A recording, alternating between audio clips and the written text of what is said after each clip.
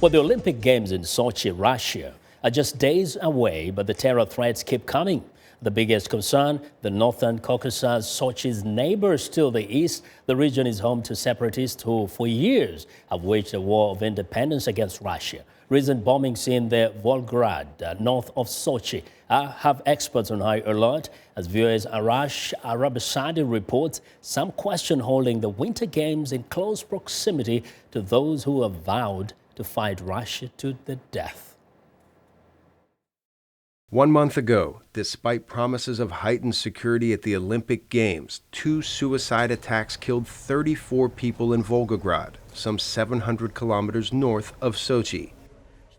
An Islamic group in Russia's North Caucasus claimed responsibility in a video posted on an Islamist website. The Chechen rebels have already shown that they're targeting trains, airplanes, transport, highways. Ian von Gordon is Director of Operations at the Diplomatic Protection Training Institute in Youngstown, Ohio. The institute provides security to civilians in high-threat environments. He's an expert on terror groups in the northern Caucasus.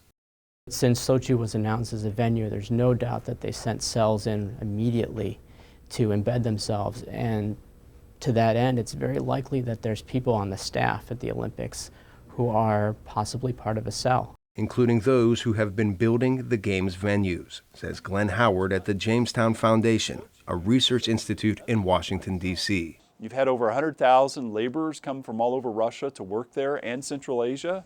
It is impossible to verify whether all these people that have worked in Sochi as laborers, whether they were security risk. Von Gordon says terrorists may not match the pictures many of us have seen. We're looking for the tall, blonde-haired, blue-eyed, beautiful young woman. That's really what we're looking for. And traditionally, the Chechen rebels have used young women, usually widows of soldiers, but not necessarily always the case. He's referring to the so-called Black Widows, widows of slain rebel fighters. But separatist fighters also use more conventional methods, like the 2004 takeover of a school in Beslan, where 334 hostages died, more than half of them children. Putin has strategically located the games very close to the Caucasus, where he's basically daring those people. That creates a very dangerous situation, because now you have opportunity, you have motive, and you have an unusual or unprecedented situation where you have people from all over the world, civilians, participating in a highly publicized event.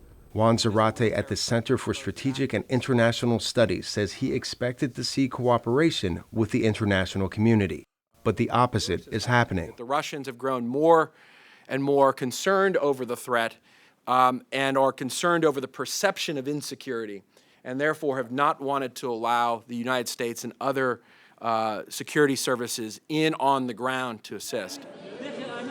While Russia battles a bloody insurgency not far from next month's Winter Olympics, it's likely the world will be watching for what happens in the streets of Sochi. In Washington, Arash, Arabasadi for VOA News.